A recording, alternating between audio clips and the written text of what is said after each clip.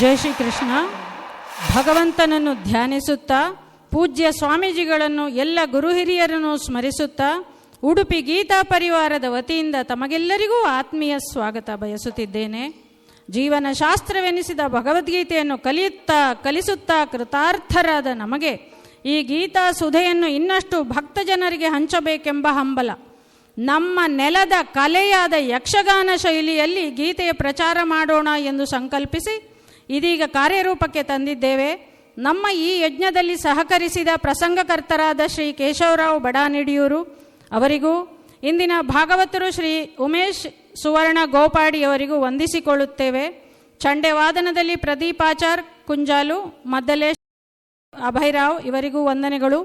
ಇಂದಿನ ಪ್ರಸಂಗ ಯಕ್ಷಗೀತಾಮೃತ. ಈ ತಾಳಮದ್ದಲೆ ಅರ್ಥಧಾರಿಗಳಾಗಿ ಗೀತಾ ಪರಿವಾರದ ಸದಸ್ಯರು ಶ್ರೀಮತಿಯರಾದ ಸೌಮ್ಯ CS ಅವರು ನಮ್ಮ ಪೂಜ್ಯ ಸ್ವಾಮೀಜಿ ಶ್ರೀ ಶ್ರೀ ಗೋವಿಂದ ದೇವಗಿರಿಜಿ ಅವರ ಪಾತ್ರಕ್ಕೆ ಅರ್ಥಧಾರಿಯಾಗಲಿದ್ದಾರೆ. ಅರ್ಜುನ ನೀರಜಾ ಓಕುಡ, ಕೃಷ್ಣ ವೀಣಾ ಜೋಶಿ, ಕರೋನಾಸುರ ಶಾಲಿನಿ ರಾಘವೇಂದ್ರ, ಶಿಷ್ಯರು ಡಾಕ್ಟರ್ ಕಸ್ತೂರಿ ನಾಯಕ್ ಹಾಗೂ ಡಾಕ್ಟರ್ ಅನುಪಮಾ ನಿರಂಜನ್ ರಾವ್. ಪ್ರಚಾರಕರಾಗಿ ಕರ್ನಾಟಕ ಗೀತಾ ಪರಿವಾರದ ಪ್ರಚಾರ ವಿಭಾಗದ ಕಾರ್ಯದರ್ಶಿಗಳಾದ ಕಸ್ತೂರಿ ಕೆ ಇವರು ಒಂದು ಅರ್ಥದಲ್ಲಿ ಅವರಿಗೆ ಅವರದೇ ಪಾತ್ರಕ್ಕೆ ಅರ್ಥಧಾರಿಯಾಗಿದ್ದಾರೆ. ಆದುದರಿಂದ ಇದೊಂದು ಬಹಳ ಅಪರೂಪದ ಪ್ರಸಂಗ. ಬನ್ನಿ ಆಸ್ವಾದಿಸೋಣ ಯಕ್ಷಗಾನ ತಾಳಮದ್ದಲೆ ಯಕ್ಷಗೀತಾಮೃತ.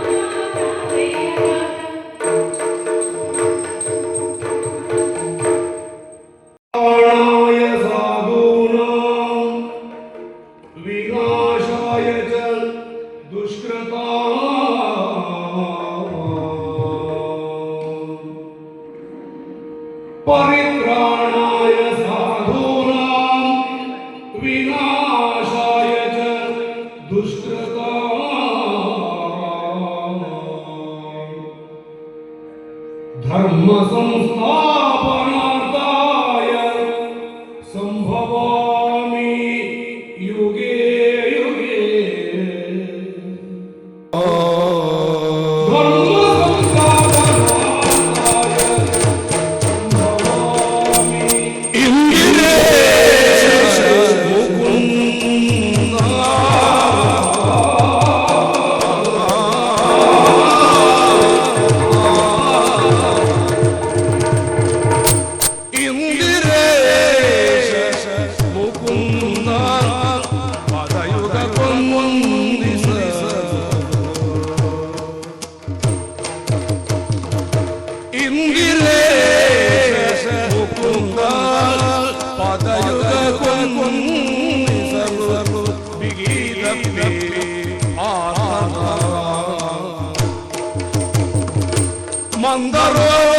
ಮಂದರೋದರರಿದ ತಾನದಿ ಬಂಧುರದೊಳು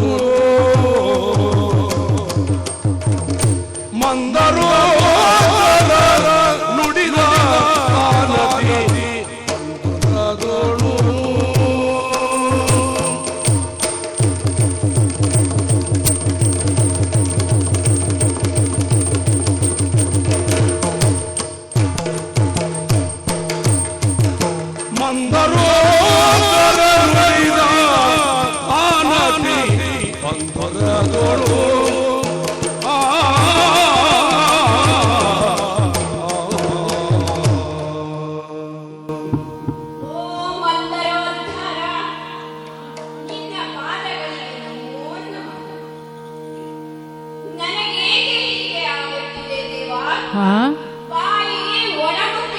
ಓಹೋ,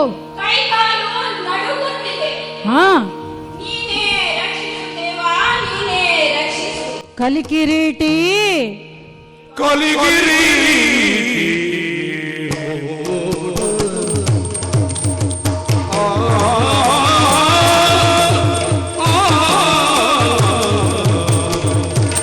ಕಲಿಗಿರಿ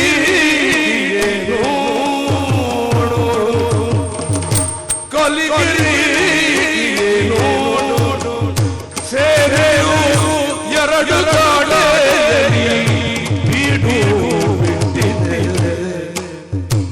ಸೇರೆಯು ಎರಡು ಕಡೆಯಲ್ಲಿ ಬೀಡು ಬಿಟ್ಟಿದೆ.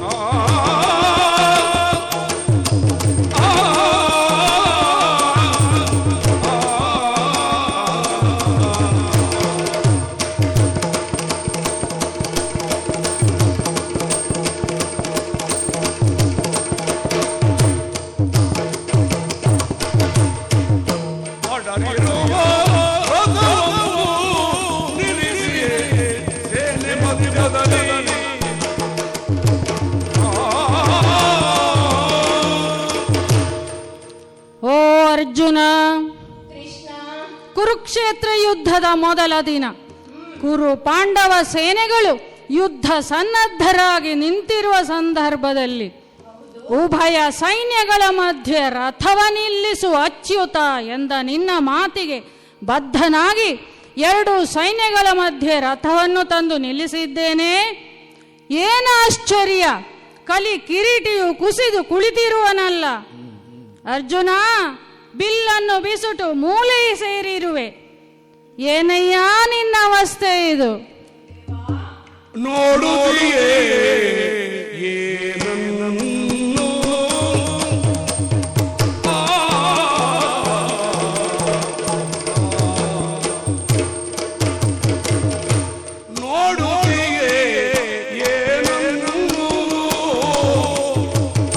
ನೋಡು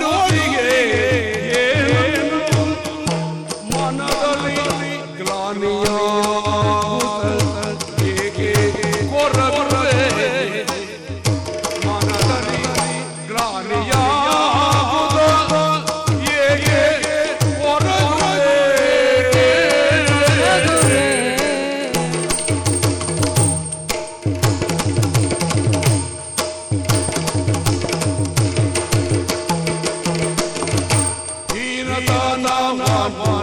ಬಿಟ್ಟು ನುಡಿ ನಿನಗೇನು ಬೇಕು, ನಿನಗೇನು ಬೇಕು, ಹೀನದಾದ ಕಾನೂನು ಬಿಟ್ಟು ನುಡಿ ನಿನಗೇನು ಬೇಕು, ನಿನಗೇನು ಬೇಕು.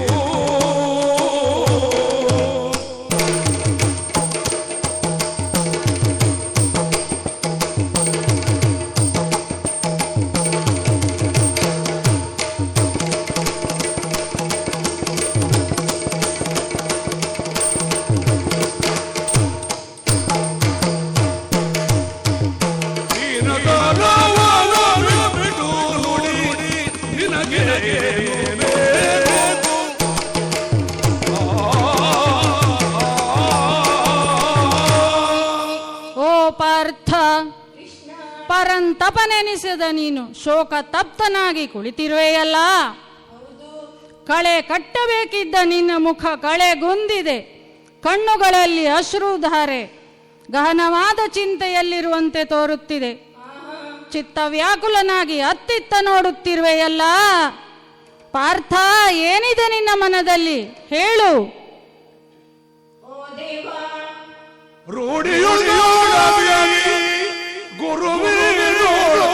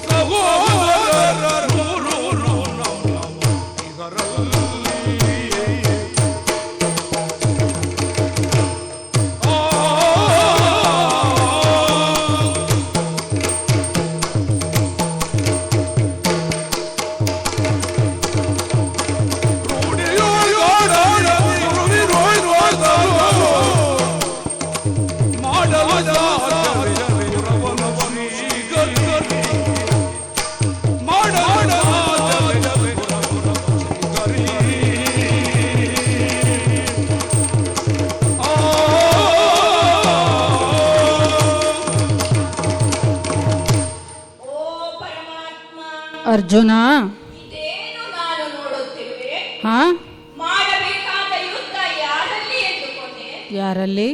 ಎದುರಿರುವ ಸೇನೆ ಅಜ್ಜಯ್ಯ ಭೀಷ್ಮಾಚಾರ್ಯರ ನಾಯಕತ್ವದಲ್ಲಿ ಗುರು ದ್ರೋಣರು, ಆಚಾರ್ಯ ಕೃಪರು, ಹಾ, ಗುರುಪುತ್ರ ಅಶ್ವತ್ಥಾಮಾಚಾರ್ಯರು, ಸಹೋದರರಾದ 100 ಮಂದಿ ದುರ್ಯೋಧನಾದಿಗಳು, ಹೌದು, ಮತ್ತೆ ಈ 11 ಅಕ್ಷೋಹಿಣಿ ಸೈನ್ಯದಲ್ಲಿರುವವರೆಲ್ಲ ಯಾರು ಎಂದುಕೊಂಡೆ ಕೃಷ್ಣ?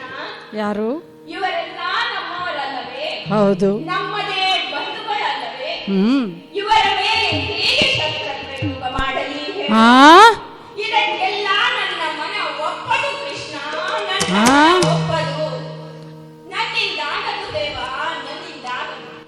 ಏನಯ್ಯ ಪಾರ್ಥ, ಏಕಯ್ಯ ಮೋಹ ನಿನಗೆ? ಮೋಹ ಬಿಡಲಾಗಿದೆ ದೇವ. ಮೋಹವೇ ನಿನಗೆ ಆ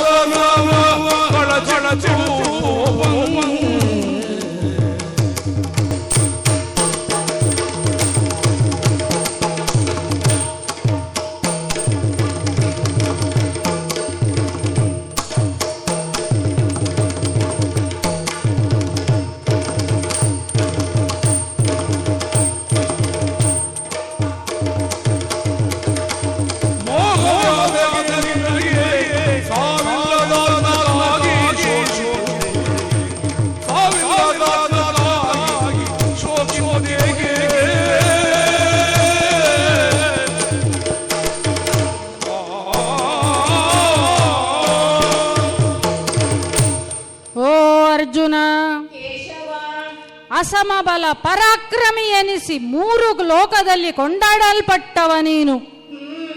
ನಿನ್ನಂಥ ಅದ್ವಿತೀಯ ಶೂರನಿಗೆ ಅಸ್ವರ್ಗ್ಯವೂ ಅಕೀರ್ತಿಕರವೂ ಆದ ಈ ಹೇಡಿತನ ತರವಲ್ಲ. ಪಂಡಿತರಂತೆ ದೊಡ್ಡ ದೊಡ್ಡ ಮಾತನಾಡುತ್ತಿದ್ದಿ.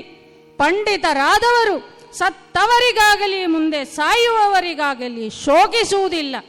ಕಾರಣ ಜೀರ್ಣ ವಸ್ತ್ರವನ್ನು ತ್ಯಜಿಸಿ ಹೊಸ ಬಟ್ಟೆಯನ್ನು ಮನುಷ್ಯರು ಧರಿಸುವುದು ಹೇಗೆ ಸಹಜವೋ ಅಷ್ಟೇ ಸಹಜವಾಗಿ ಆತ್ಮವು ಹೊಸ ದೇಹವನ್ನು ಸೇರಿಕೊಳ್ಳುತ್ತದೆ.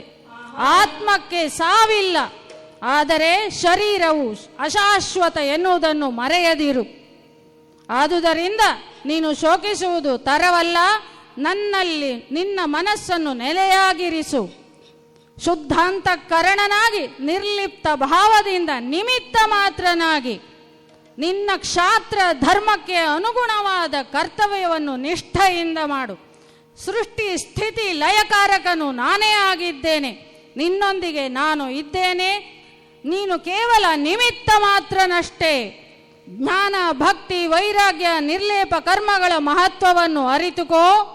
ಯುದ್ಧಕ್ಕೆ ನಡೆ. ನಿನ್ನ ಮೋಹವನ್ನು ಕಳಚಲು ಹಾಗೂ ನಿನ್ನ ಮನದ ದ್ವಂದ್ವವನ್ನು ನಿವಾರಿಸಲು ನಿನಗೆ ದಿವ್ಯ ದೃಷ್ಟಿಯನ್ನಿತ್ತಿದ್ದೇನೆ. ಇದೋ ನೋಡು ನನ್ನ ವಿಶ್ವರೂಪ ದರ್ಶನವನ್ನು.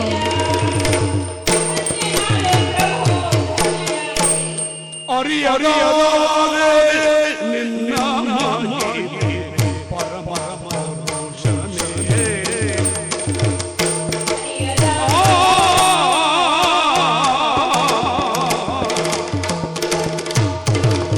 ಅರಿಯರಿಯದೆ ನಮ್ಮ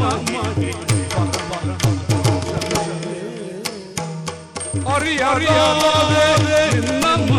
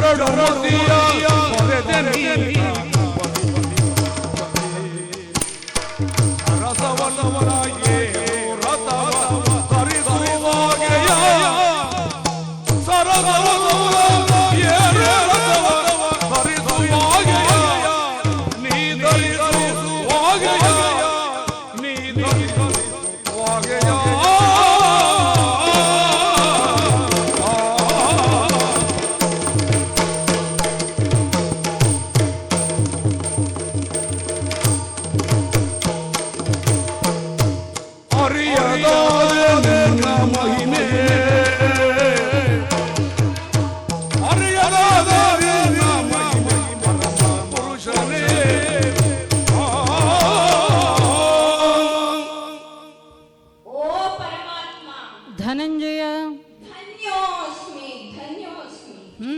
ನನ್ನ ಮನದ ದುಗುಡ ಈಗ ದೂರವಾಗಿದೆ. ಹೌದೇ? ನನ್ನ ಮನದಲ್ಲಿ ಯಾವುದೇ ಸಂಶಯವೂ ಉಳಿದಿಲ್ಲ. ಮನದ ಮೋಹವು ಕಳಚಿತು ಕೃಷ್ಣ. ಓ ಪರಮಾತ್ಮ, ಹಿಡಿಯುವೆ ನಾನೀಗ ಗಾಂಡೀವವನ್ನು, ಮಾಡುವೆ ಯುದ್ಧವನ್ನು, ಧರಿಸುವೆ ವಾದ್ಯವನ್ನು. ಹಾಗೆಯೇ ಆಗಲಿ.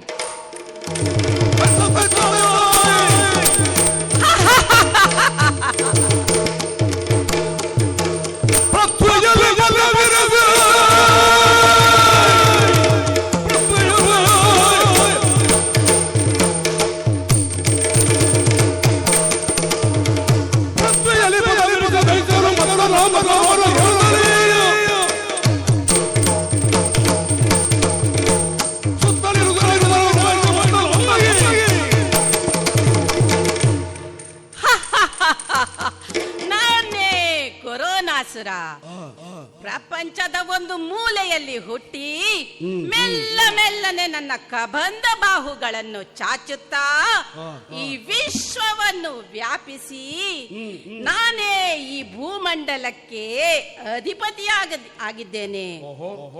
ಪ್ರಪಂಚದ ಮಾನವ ದೇಹಗಳನ್ನೇ ಅವರಿಗೆ ತಿಳಿಯದಂತೆ ಆವರಿಸಿ ಒಂದೊಂದೇ ದೇಹವನ್ನು ನಾಶ ಮಾಡುತ್ತಾ ಈ ಭೂಮಂಡಲಕ್ಕೆ ನಾನೇ ಅಧಿಪತಿಯಾಗಬೇಕೆನ್ನುವ ಹಂಬಲದಿಂದಿದ್ದೇನೆ. ಇನ್ನು ವ್ಯಾಪಿಸಿ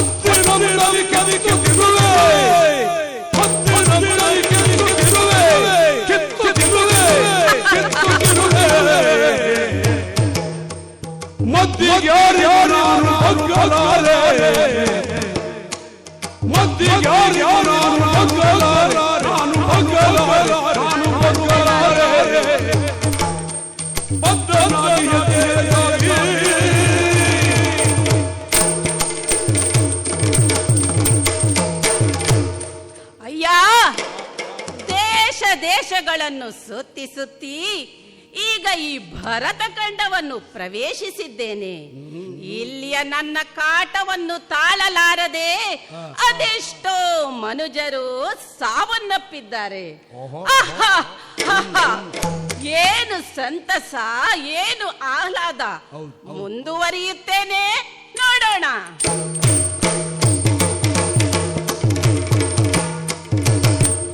ಐದೈದದ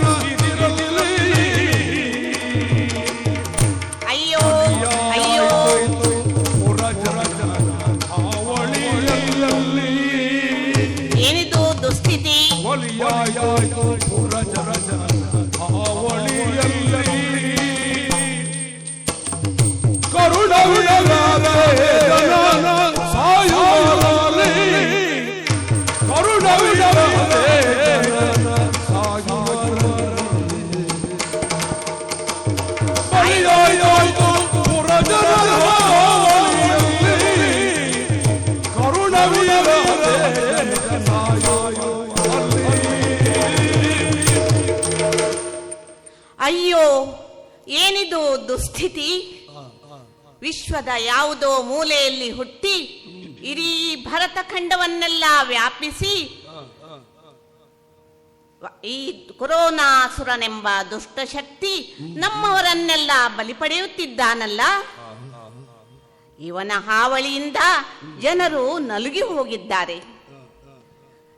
ಮೃತ್ಯು ಭಯದಿಂದ ಜೀವ ರಕ್ಷಣೆಗಾಗಿ ಗ್ರಹ ಬಂದಿಯಾಗುವ ಅನಿವಾರ್ಯತೆ ಬಂದೊದಗಿದೆ. ಈ ದುಷ್ಟ ಶಕ್ತಿಯನ್ನು ನಿಯಂತ್ರಿಸಲು, ನಿರ್ನಾಮ ಮಾಡಲು ಯಾರಿಂದಲೂ ಸಾಧ್ಯವಾಗುತ್ತಿಲ್ಲವಲ್ಲ. ನಮ್ಮಿಂದಲೂ ಏನೂ ಮಾಡಲಾಗದ ಅಸಹಾಯಕ ಸ್ಥಿತಿ ಬಂದೊದಗಿದೆ. ಏನು ಮಾಡಲಿ, ಯಾರಲ್ಲಿ ಹೇಳಲಿ? ಓಹೋ, ಅದ್ಯಾರೋ ಇತ್ತ ಕಡೆಗೆ ಬರುತ್ತಿದ್ದಾರಲ್ಲ, ಹೋಗೋಣ, ಕೇಳೋಣ. ಬನ್ನಿ ಬನ್ನಿ.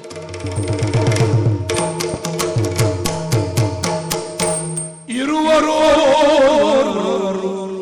ಯತಿವರೇಣ್ಯರು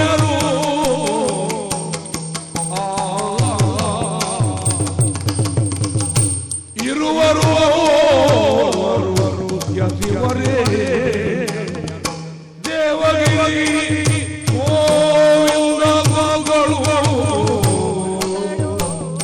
ಓಹೋ, ದೇವಗಿರಿ ಗೋವಿಂದಗಳು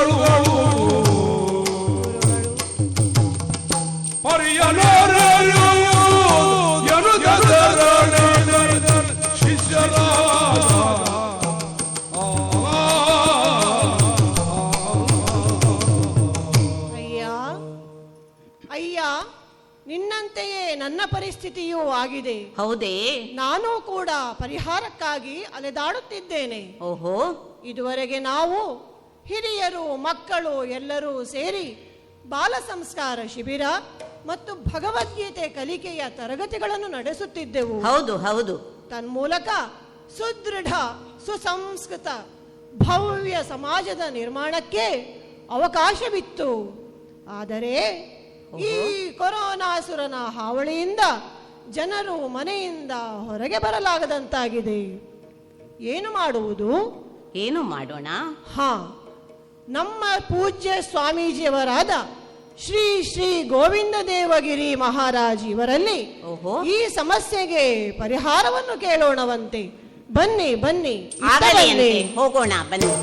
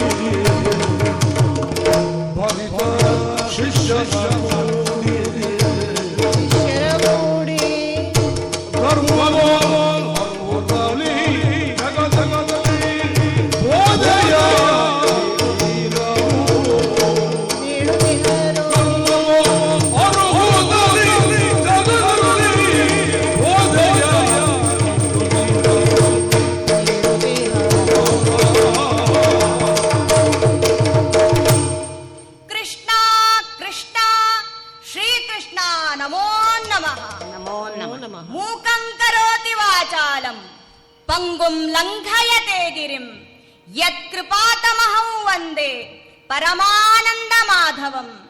ದೇವಾ, ಯಾರ ಕೃಪೆಯು ಮೂಕನನ್ನು ವಾಚಾಳಿಯನ್ನಾಗಿ ಕುಂಟನನ್ನು ಪರ್ವತವನ್ನೇರುವವನನ್ನಾಗಿ ಮಾಡುವುದೋ ಆ ಪರಮಾನಂದ ಸ್ವರೂಪನಾದಂತಹ ಶ್ರೀಕೃಷ್ಣನನ್ನ ನಮಸ್ಕರಿಸುತ್ತೇನೆ.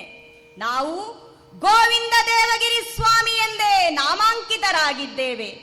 ನಮ್ಮ ಸನಾತನ ಧರ್ಮ ಉದ್ಧಾರವಾಗಿ ಸದಾ ಹಸಿರಾಗಿ ಉಳಿಯಬೇಕೆಂದೇ ಗೀತಾ ಪರಿವಾರವನ್ನು ಸ್ಥಾಪಿಸಿದ್ದಾಗಿದೆ.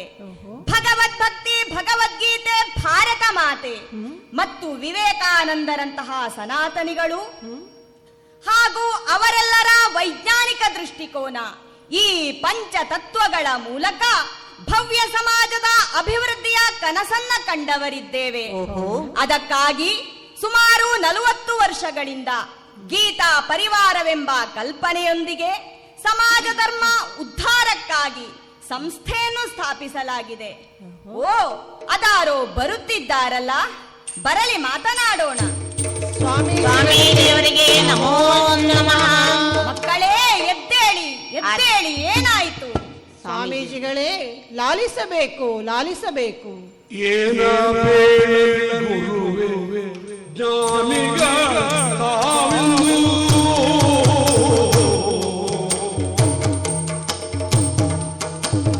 ಏನ ಗುರುವೆ ಜ್ಞಾನಿಗಳ ತಾವೆಂದು ಜ್ಞಾನಿಗಳ ತಾವೆಂದು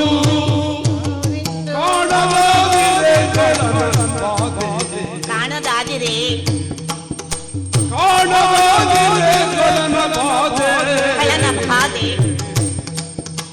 ಆನೆಯಲ್ಲಿರುವ ಕೊರೋನನಾಮಕನಾದ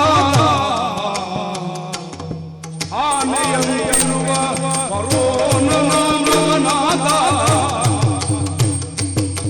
ಆನೆಯರಿಗನು ಮನುಕುಲವ ಆನೆಯರಿಗನು ಮನುಕುಲವ ಆನೆಯಲ್ಲಿರುವ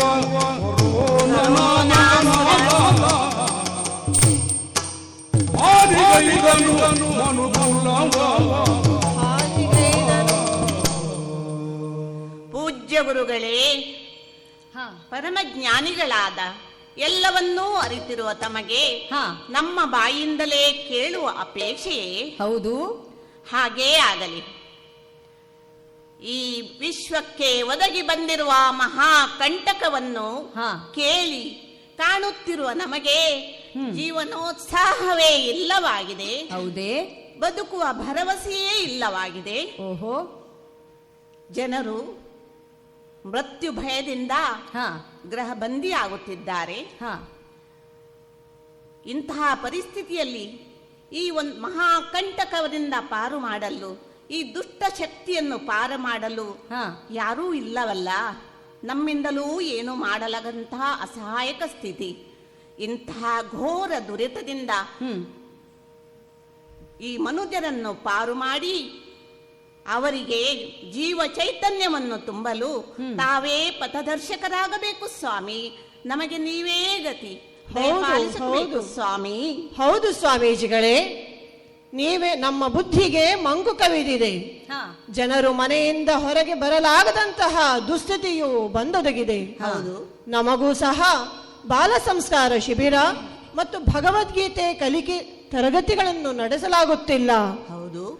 ಏನು ಮಾಡುವುದು? ದಿನವಿಡೀ 4 ಗೋಡೆಗಳ ಮಧ್ಯೆ ಬಂಧಿಯಾಗಿದ್ದೇವೆ. ಈ ಮಹಾಕಂಟಕವನ್ನು ಪಾರು ಮಾಡುವುದೆಂತು? ಜನರಲ್ಲಿ ಆತ್ಮಸ್ಥೈರ್ಯವನ್ನು ತುಂಬುವುದೆಂತು? ನೀವೇ ನಮಗೆ ಮಾರ್ಗದರ್ಶಕರಾಗಬೇಕು ಸ್ವಾಮಿ, ಮಾರ್ಗದರ್ಶಕರಾಗಬೇಕು. ಮಕ್ಕಳೇ, ಎದ್ದೇಳಿ ಎದ್ದೇಳಿ, ಧೈರ್ಯ ಕೆಡಬೇಡಿ. ಬರನವನು ಹೀನತನವನು ಬಿಟ್ಟು ತಾನಾಗಿ ಬರನವನು ಹೀನತನವನು ಬಿಟ್ಟು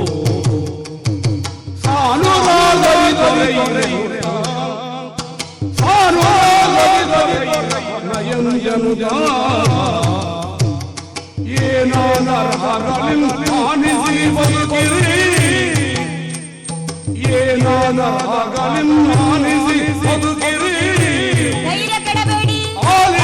ಧರ್ಮ ಪ್ರಭರ ನುಡಿಯ ಧರ್ಮ ಪ್ರಭರ ನುಡಿಯ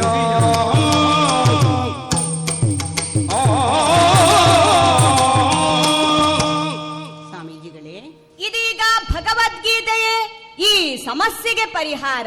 ಮನೆಯಲ್ಲೇ ಇದ್ದು ಹೊರಗಿನ ಸಂಪರ್ಕ ನೇರವಾಗಿ ನಡೆಸದೆ ಈ ರಾಕ್ಷಸನನ್ನ ಮೆಟ್ಟಿ ನಿಲ್ಲಬೇಕು. ಗೀತಾ ಪರಿವಾರದ ಮೂಲಕ ನಡೆಯುತ್ತಿರುವಂತಹ ಈ ತರಗತಿಗಳು ಇನ್ನು ಮುಂದೆ ಅಂತರ್ಜಾಲದ ಮೂಲಕ ನಡೆಯುವಂತಾಗಲಿ. ಹಾಗೇ ಆಗಲಿ ಸ್ವಾಮಿ. ಅದಕ್ಕಾಗಿ ನಮ್ಮ ಪ್ರಚಾರಕರೇ ಇದ್ದಾರೆ. ಆ ಮೂಲಕ ಲರ್ನ್ ಗೀತಾದ ಆವಿರ್ಭಾವದ ಮೂಲಕ ಪ್ರಚಾರಕರೆಲ್ಲ ಸೇರಿ ಈ ವಿಷಗಳಿಗೆಯನ್ನ ಅಮೃತಗಳಿಗೆಯನ್ನಾಗಿ ಪರಿವರ್ತಿಸಿರಿ. ಎಲ್ಲಿ ಪ್ರಚಾರಕರೇ, ಗುರುಗಳೇ, ಇದಕ್ಕಾಗಿ ಏನೆಲ್ಲ ವ್ಯವಸ್ಥೆ ಮಾಡುತ್ತೀರಿ? ಇವರೊಂದಿಗೆ ಚರ್ಚಿಸಿ ನಮ್ಮ ಸನಾತನ ತತ್ವ ಪ್ರಚಾರ ಮತ್ತು ಗೀತಾ ಸಂದೇಶಗಳನ್ನ ಕ್ರಮಬದ್ಧಗೊಳಿಸಿರಿ. ಎಲ್ಲರಿಗೂ ಇದರಿಂದ ಒಳಿತಾಗಲಿ. ಶುಭವಾಗಲಿ. ಹೋಗಿ ಬನ್ನಿ. ಹಾಗೆಯೇ ಆಗಲಿ. ಲಾಲಿಸಿ ಪಾಲಿತ ದೇವನ ಲೀಲೆಯ ಪಾಠ. ಎಲ್ಲರೂ ಕೇಳಿ.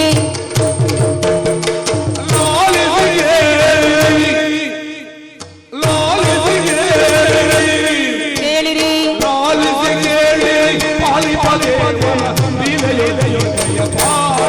ಎಲ್ಲರೂ ಕೇಳಿ. ಗೀತೆಯ ಪಾಠ.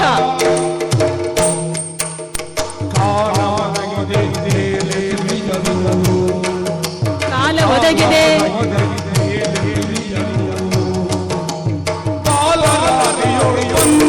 ಬನ್ನಿ, ಎಲ್ಲರೂ ಬನ್ನಿ.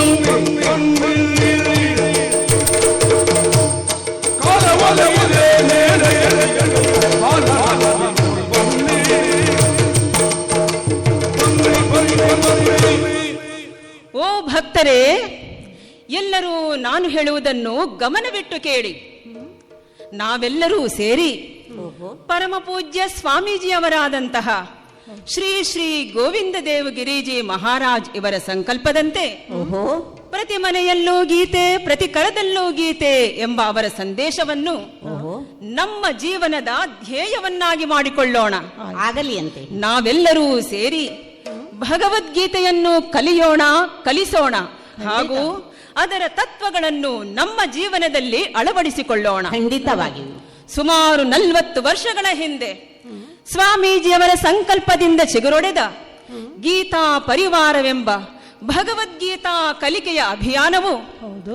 ಪ್ರಪಂಚವನ್ನು ಆವರಿಸಿದ ಕೊರೋನಾ ಮಹಾಮಾರಿಯ ವಿಷಮ ಪರಿಸ್ಥಿತಿಯನ್ನೇ ಸವಾಲಾಗಿ ಸ್ವೀಕರಿಸಿ ಹೌದು. ಅಂತರ್ಜಾಲ ದೂರ ಶಿಕ್ಷಣದ ಮೂಲಕ ಅತ್ಯಂತ ಶೀಘ್ರಗತಿಯಿಂದ 180ಕ್ಕೂ ಅಧಿಕ ದೇಶಗಳನ್ನು ವ್ಯಾಪಿಸಿ ಕನ್ನಡ ಸಹಿತ 15 ಭಾಷೆಗಳಲ್ಲಿ ಕಲಿಸುತ್ತಿರುವುದು ಓಹೋ, ಭಗವತ್ ಕಾರುಣ್ಯದ ಪ್ರತೀಕವೇ ಸರಿ. ಹೌದು ಹೌದು. ಈ ಬೃಹತ್ ಕಾರ್ಯವನ್ನು ಗೀತಾ ಪರಿವಾರದ ಅಂತಾರಾಷ್ಟ್ರೀಯ ಕಾರ್ಯಾಧ್ಯಕ್ಷರಾದಂತಹ ಡಾಕ್ಟರ್ ಆಶು ಗೋಯಲ್ ಜಿ ಹಾಗೂ ನಿರ್ದೇಶಕರಾದಂತಹ ಡಾಕ್ಟರ್ ಸಂಜಯ್ ಮಾಲ್ಪಾಣಿಜಿಯವರ ಸಮರ್ಥ ಸಾರಥ್ಯದಲ್ಲಿ ಸಂಪೂರ್ಣ ಉಚಿತವಾಗಿ ಕಲಿಸಲಾಗುತ್ತಿದೆ. ಹೌದೇ? ಮಾತ್ರವಲ್ಲದೆ ಗೀತಾ ಪರಿವಾರವು ಪ್ರಪಂಚದಲ್ಲಿಯೇ ಅತ್ಯಂತ ದೊಡ್ಡ ಉಚಿತ ದೂರ ಶಿಕ್ಷಣ ನಡೆಸುವ ಸಂಸ್ಥೆ ಎಂದು ಗೋಲ್ಡನ್ ಬುಕ್ ಆಫ್ ರೆಕಾರ್ಡ್ಸ್ನಲ್ಲೂ ಕೂಡ ಸ್ಥಾನವನ್ನು ಪಡೆದಿದೆ ಎಂದು ಹೇಳಲು ಸಂತೋಷ ಪಡುತ್ತೇವೆ. ಓಹೋ, ಪ್ರಚಾರಕರೇ, ನಿಮ್ಮ ಮಾತುಗಳನ್ನು ಕೇಳಿ ಬಹಳ ಸಂತೋಷವಾಗುತ್ತಿದೆ. ಹೌದೇ? ಈ ಗೀತಾ ಪರಿವಾರದಿಂದ ಅಂತರ್ಜಾಲ ದೂರ ಶಿಕ್ಷಣದ ಮೂಲಕ ಭಗವದ್ಗೀತಾ ತರಗತಿಗಳನ್ನು ನಡೆಸುತ್ತಿದ್ದೀರಿ ಎಂದು ತಿಳಿದು ನನಗೆ ಕೆಲವೊಂದು ಜಿಜ್ಞಾಸೆ. ಈ ತರಗತಿಗಳಿಗೆ ಸೇರುವುದೆಂತು? ವಾರದಲ್ಲಿ ಯಾವ ದಿನ, ಯಾವ ಸಮಯ, ಯಾವ ಭಾಷೆಗಳಲ್ಲಿ ಈ ತರಗತಿಗಳು ಲಭ್ಯ ತಿಳಿಸುವಿರಾ? ಅಯ್ಯ, ಇಲ್ಲಿ ಕೇಳು. ಗೀತಾ ಪರಿವಾರದಲ್ಲಿ ಭಗವದ್ಗೀತೆಯನ್ನು ಕಲಿಯಬೇಕೆಂದು ಇಚ್ಛಿಸುವವರು joingita.com ಮೂಲಕ ನೋಂದಣಿ ಮಾಡಿಕೊಂಡಲ್ಲಿ ಹೌದೇ? ನಿಮ್ಮ ಅನುಕೂಲದ ಸಮಯದಲ್ಲಿ ವಾರಾಂತ್ಯದಲ್ಲಿ 5 ದಿನ ತರಗತಿಗಳನ್ನು ನಡೆಸಲಾಗುತ್ತದೆ. ಓಹೋ, ನಿಮ್ಮ ಅನುಕೂಲದ ಸಮಯದಲ್ಲಿ ನಿಮ್ಮ ಇಚ್ಛೆಯ ಭಾಷೆಯಲ್ಲಿ ಮನೆಯಲ್ಲಿಯೇ ಕುಳಿತುಕೊಂಡು ಸಂಪೂರ್ಣ ಭಗವದ್ಗೀತೆಯನ್ನು ವ್ಯಾಕರಣಬದ್ಧವಾಗಿ ಕಲಿಸಲಾಗುತ್ತದೆ. ಓಹೋ, ಬಹಳ ಸಂತೋಷ. ಹೌದೇ? ಗೀತೆಯ ಅರ್ಥವನ್ನು ಹೇಗೆ ತಿಳಿಯಬಹುದು? ಇದಕ್ಕೆ ವಯಸ್ಸಿನ ಮಿತಿಯೇನಾದರೂ ಇದೆಯೇ? ಅಯ್ಯ, ಗೀತಾ ಪರಿವಾರದಲ್ಲಿ ಭಗವದ್ಗೀತೆಯನ್ನು ಕಲಿಯಲು ಯಾವುದೇ ವಯಸ್ಸಿನ ಮಿತಿ ಇರುವುದಿಲ್ಲ. ಹಾಗೂ ಯಾವುದೇ ಜಾತಿ ಮತದ ಭೇದವೂ ಇರುವುದಿಲ್ಲ. ಹೌದೇ? ಮಕ್ಕಳಿಂದ ಹಿಡಿದು ವಯೋವೃದ್ಧರವರೆಗೂ ಈಗಾಗಲೇ ಗೀತಾ ಪರಿವಾರದಲ್ಲಿ ಭಗವದ್ಗೀತೆಯನ್ನು ಕಲಿಯುತ್ತಿದ್ದಾರೆ. ಮಾತ್ರವಲ್ಲದೆ ವಾರಾಂತ್ಯದಲ್ಲಿ, ಅಂದರೆ ಶನಿವಾರ ಹಾಗೂ ಭಾನುವಾರ, ಶ್ಲೋಕಗಳ ಅರ್ಥಗಳನ್ನು ತಿಳಿಸುವಂತಹ ಅರ್ಥ ವಿವೇಚನಾ ಸತ್ರಗಳಿವೆ. ಇದರಲ್ಲಿ ಭಾಗವಹಿಸಿ ಅರ್ಥಗಳನ್ನು ತಿಳಿದುಕೊಂಡು ನಂತರ ಪ್ರಶ್ನೆಗಳನ್ನು ಕೇಳುವುದರ ಮೂಲಕ ನಿಮ್ಮ ಸಂದೇಹಗಳನ್ನು ಪರಿಹರಿಸಿಕೊಳ್ಳಬಹುದಾಗಿದೆ. ಹೌದೇ? ಆದರೆ ಪ್ರಚಾರಕರೇ, ಈ ಭಗವದ್ಗೀತೆಯು ಸಂಸ್ಕೃತ ಭಾಷೆಯಲ್ಲಿದೆ ಎಂದು ಕೇಳಿ ತಿಳಿದಿದ್ದೇನೆ. ಈ ಸಂಸ್ಕೃತ ಭಾಷೆಯ ಪೂರ್ವ ಜ್ಞಾನವಿಲ್ಲದ ನಾವು ಇದನ್ನು ಕಲಿಯಲು ಕಷ್ಟವಾಗದೆ?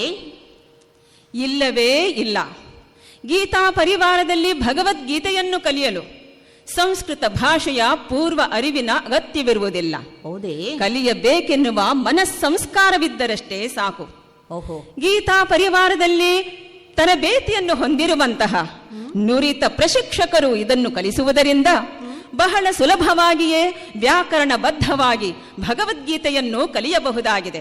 ಓಹೋ, ಅದಕ್ಕಾಗಿಯೇ ಇಂದು ಗೀತಾ ಪರಿವಾರದಲ್ಲಿ ಭಗವದ್ಗೀತೆಯನ್ನು ಕಲಿಯುವ ಸಾಧಕರ ಸಂಖ್ಯೆ 15,000ಕ್ಕೂ ಅಧಿಕವಾಗಿದೆ. ಓಹೋ, ಇವೆಲ್ಲವೂ ಕೂಡ ನಿಸ್ವಾರ್ಥ ಭಾವದಿಂದ, ನಿರಪೇಕ್ಷ ಭಾವದಿಂದ ಸೇವೆಯನ್ನು ಸಲ್ಲಿಸುತ್ತಿರುವಂತಹ 15,000ಕ್ಕೂ ಅಧಿಕ ಗೀತಾ ಸೇವೆಯರ ಮೂಲಕ ನಡೆಸಲ್ಪಡುತ್ತಿದೆ. ಗೀತಾ ಪರಿವಾರದಲ್ಲಿ ಭಗವದ್ಗೀತೆಯನ್ನು 4 ಸ್ತರಗಳಲ್ಲಿ ಕಲಿಸಲಾಗುತ್ತದೆ. ಹೌದೇ? ಮೊದಲನೆಯ ಸ್ತರದಲ್ಲಿ ಕೇವಲ 20 ದಿವಸಗಳಲ್ಲಿ 20 ಶ್ಲೋಕಗಳಿರುವಂತಹ 12ನೇ ಮತ್ತು 15ನೇ ಅಧ್ಯಾಯಗಳನ್ನು, 2ನೆಯ ಸ್ತರದಲ್ಲಿ 4 ಅಧ್ಯಾಯಗಳನ್ನು, 3ನೆಯ ಸ್ತರದಲ್ಲಿ 6 ಅಧ್ಯಾಯಗಳನ್ನು ಹಾಗೂ 4ನೆಯ ಸ್ತರದಲ್ಲಿ ಉಳಿದ 6 ಅಧ್ಯಾಯಗಳನ್ನು, ಹೀಗೆ ಸಂಪೂರ್ಣ ಭಗವದ್ಗೀತೆಯನ್ನು ಕೇವಲ 1 ವರ್ಷದ ಅವಧಿಯ ಒಳಗೆ ಸಂಪೂರ್ಣ ಉಚಿತವಾಗಿ ಕಲಿಸಲಾಗುತ್ತದೆ. ಹೌದೇ? ಓಹೋ, ಪ್ರಚಾರಕರೇ, ಬಹಳ ಸಂತೋಷ. 1 ವರ್ಷದ ಒಳಗೆ ಇಷ್ಟು ಶ್ಲೋಕಗಳನ್ನು ನಾವು ಕಲಿಯಬಹುದು ಎಂದು ತಿಳಿದು ಬಹಳ ಖುಷಿಯಾಗುತ್ತಾ ಇದೆ. ಹಾಗಾದರೆ ಈ ಭಗವದ್ಗೀತೆಯನ್ನು ಕಲಿತ ನಂತರ ನಾವು ಈ ಕಲಿತದ್ದನ್ನ ಪ್ರಮಾಣೀಕರಿಸುವವರು ಯಾರು? ಇದು ಕಲಿತ ನಂತರ ನಾವೇನು ಮಾಡಲು ಸಾಧ್ಯವೇ? ಅಯ್ಯ, ಭಗವದ್ಗೀತೆಯನ್ನು ಕಲಿಯುತ್ತಾ ನಿಮಗೆ ಇಚ್ಛೆ ಇದ್ದಲ್ಲಿ ಪರೀಕ್ಷೆಯಲ್ಲಿ ಭಾಗವಹಿಸಿ ಪ್ರಮಾಣ ಪತ್ರವನ್ನು ಕೂಡ ಪಡೆಯಬಹುದಾಗಿದೆ. ಓಹೋ, ಇದಕ್ಕಾಗಿಯೇ ಗೀತಾ ಪರಿವಾರದಲ್ಲಿ ವಿವಿಧ ಸ್ತರಗಳಲ್ಲಿ ಕಂಠಪಾಠದಂತಹ ಪರೀಕ್ಷೆಗಳನ್ನು ಕೂಡ ನಡೆಸಲಾಗುತ್ತದೆ. ಹೌದೇ?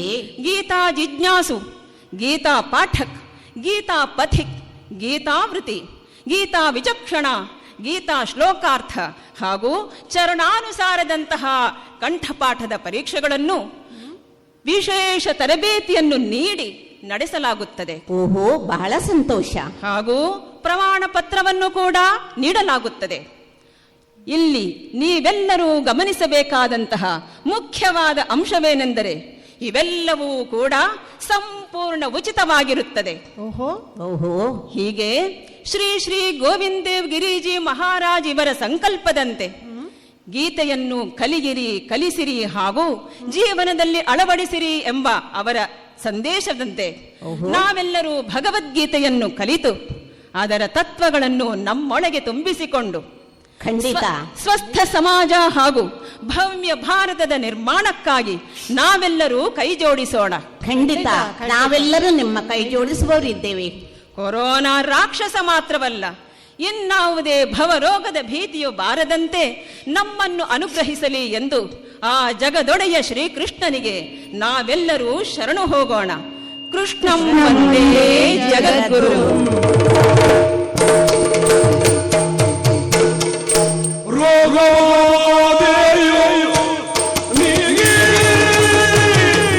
ಅಯ್ಯೋ ಅಯ್ಯೋ,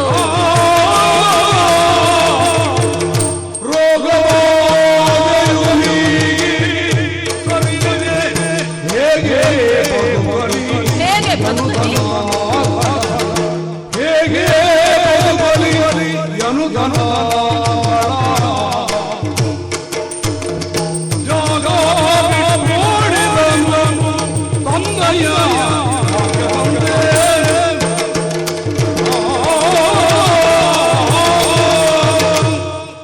ಅಯ್ಯ, ಇಲ್ಲಿ ನನಗೆ ಉಳಿಗಾಲವಿಲ್ಲ.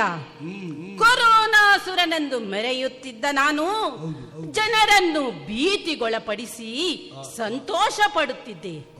ಇಲ್ಲಿಯ ನೀರು, ಗಾಳಿ, ಇತರ ಪರಿಸರವನ್ನು ಮಾಲಿನ್ಯಗೊಳಿಸಿ ಜನರ ಆರೋಗ್ಯಕ್ಕೆ ತೊಂದರೆ ತಂದು ಕೆಲವೊಮ್ಮೆ ಅವರ ಪ್ರಾಣಕ್ಕೆ ಕುತ್ತು ತರುತ್ತಿದ್ದ ನಾನು ಯಾಕೆ ಈ ರೀತಿ ನಿರ್ವೀರ್ಯನಾದೆ?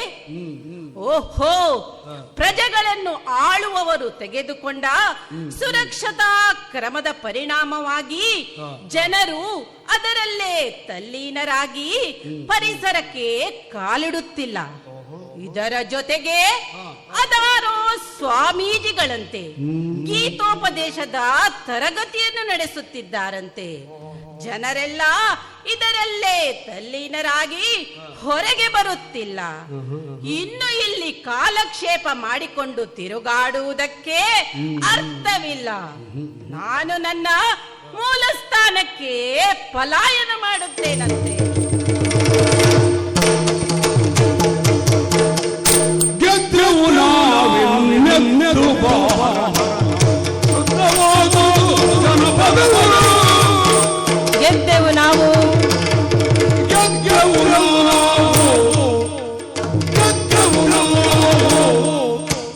ಗೆದ್ದೆವು ನಾವೆನ್ನೆದ್ದು ಜನಪದವು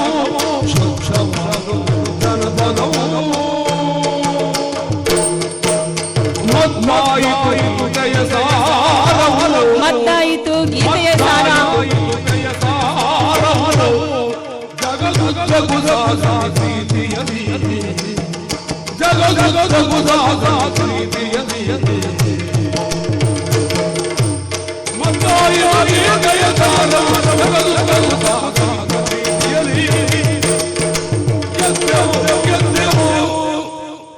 ಸ್ವಾಮೀಜಿಗಳಿಗೆ ನಮೋ ನಮಃ.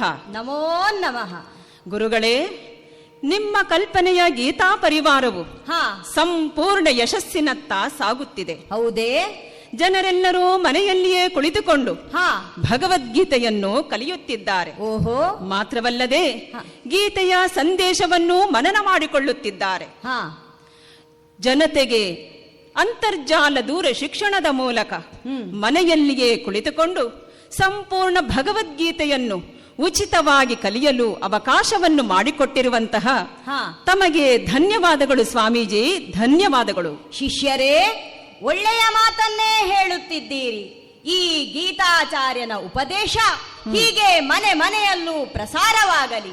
ಪ್ರತಿಯೊಬ್ಬರ ಮನದಲ್ಲಿಯೂ ಗೀತಾ ಸಂದೇಶ ತುಂಬಿ ಅವನ ಬಾಳು ಬೆಳಕಾಗಲಿ. ಆ ಮೂಲಕ ಭರತಖಂಡ ಮಾತ್ರವಲ್ಲ, ಇಡೀ ವಿಶ್ವವೇ ಆರೋಗ್ಯವನ್ನು ಹೊಂದಲಿ. ವಸುಧೈವ ಕುಟುಂಬಕಂ ಎನ್ನುವ ಸನಾತನ ಸತ್ಯವು ಸದಾ ಮೊಳಗಲಿ ಎಂದು ನಮ್ಮೆಲ್ಲರ ಹಾರೈಕೆ. ಕೃಷ್ಣೌ ವಂದೇ ಜಗದ್ಗುರು. ನಮ್ಮಂದೇ ಜಲಧರಿಯಲ್ಲಿ ಮಧ್ಯೆ ಗಿರಿಯ ಬೆನ್ನಲ್ಲಿ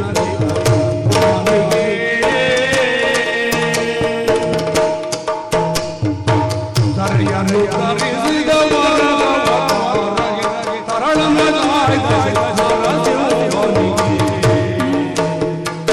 ಮಂಗಳಂ ಜಯ ಮಂಗಳಂ ಮಂಗಳಂ ಶುಭ ಮಂಗಳಂ ಭೂಮಿಯ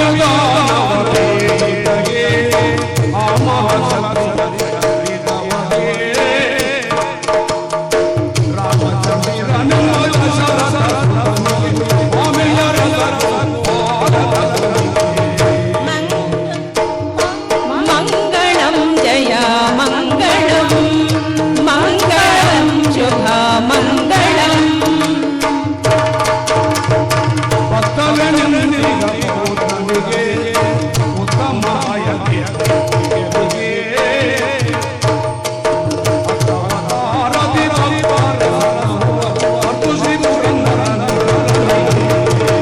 ಮಂಗಳಂ ಜಯ ಮಂಗಳಂ ಮಂಗಳಂ ಶುಭ ಮಂಗಳಂ